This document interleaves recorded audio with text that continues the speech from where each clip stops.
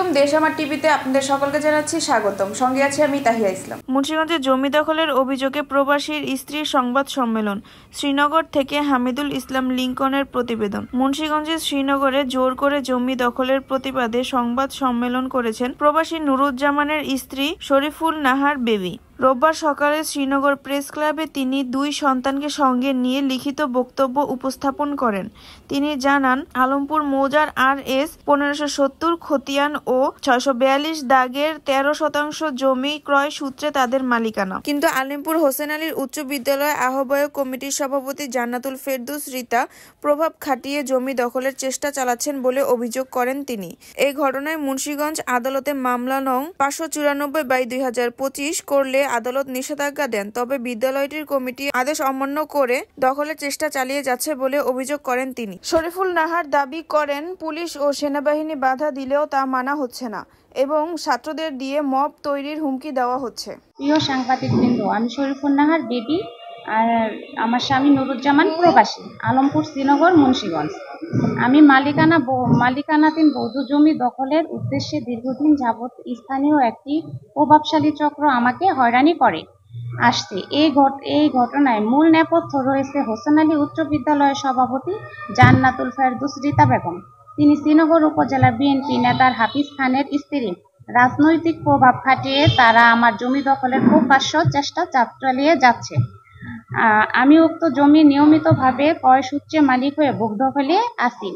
এই বিষয়ে পিটিশন মামলা 594/2025 ধারা 145 ধারা আদালতে দায়ের করি। আদালত শান্তি শৃঙ্খলা বজায় রাখতে শ্রীনগর থানায় নির্দেশ দেন। আদালতের নির্দেশের পরেও বিবাদীর পক্ষ আদালতের সেই নির্দেশ অমান্য করে 11-10-25 তারিখে পরবর্তীতে 9-11-25 তারিখে রিয়াদ ইসলাম, নুরুল ইসলাম, ভক্তচন্দ্র, হুমায়ুন, আউলিয়া তাদের ভাড়াটে দলীয় সন্ত্রাসী প্রকৃত লোকজন উক্ত আদেশ অমান্য করে জোরপূর্বক আমার জমিতে ঢুকে সবজি, ফলাদি গাছ, সবজি ইত্যাদি কেটে ভেঙে ফেলে তারা জোরপূর্বক সেখানে ওয়াল নির্মাণের কাজ চলমান রাখে। সে প্রেক্ষিতে আমি পুনরায় আবার 12-11-2025 তারিখে পরবর্তীতে কাজ চলমান রাখে আদালতে আবার আমি আদেশ জারি করি যে ওনারা জোরপূর্বক আমার জমিতে আবার পুনরায় ওয়াল নির্মাণ করে। সেক্ষেত্রে 12 তারিখে আদালত আমাকে আবার একটা আদেশ দেন, সেটা প্রশাসনকে, যে ওনারা যায় যেন বাধা দেয়, শান্তি শৃঙ্খলা সুষ্ঠুভাবে রাখে। সেখানে পুলিশ যায়।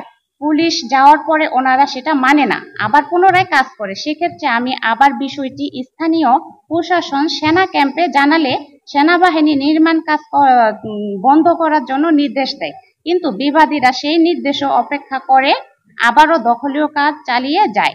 পুলিশ গিয়ে বাধা দিলেও তারা অবৈধ কার্যক্রম থামায়নি, বরং আরো বেপরোয়া হয়ে ওঠে।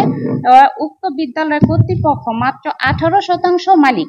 আমাদের আলমপুর মৌজার 1570 খতিয়ানের 642 দাগের 68% জায়গায় ও হোসেন আলী উচ্চ বিদ্যালয় 18% জমির মালিক। সেক্ষেত্রে তারা 68% জমি পুরাই রাজনৈতিক ক্ষমতার প্রভাবে দখলে নিয়েছে। এছাড়া আমরা বাধা দিতে গেলে তারা বিদ্যালয়ে কমলবতী শিক্ষার্থীদের নিয়ে মব সৃষ্টি করে। এ বিষয়ে তিনি স্বরাষ্ট্র উপদেষ্টার হস্তক্ষেপ কামনা করেন। হামিদুল ইসলাম লিংকন, দেশ আমার টিভি।